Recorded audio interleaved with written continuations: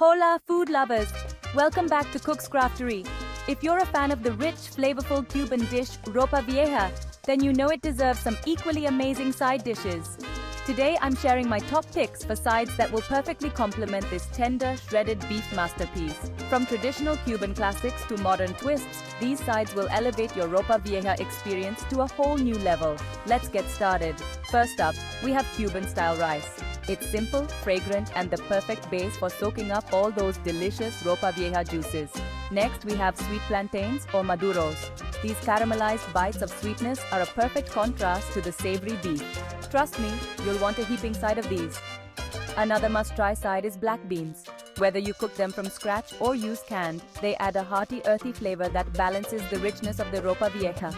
If you're looking for something lighter, a fresh avocado salad will do the trick. The creamy avocado, crisp lettuce, and zesty lime dressing add a refreshing element to your plate. So there you have it: rice, plantains, black beans, and avocado salad. 4 sides that will make your Ropa Vieja shine even brighter. Whether you're serving it for a special occasion or a weeknight dinner, these sides will complete the meal.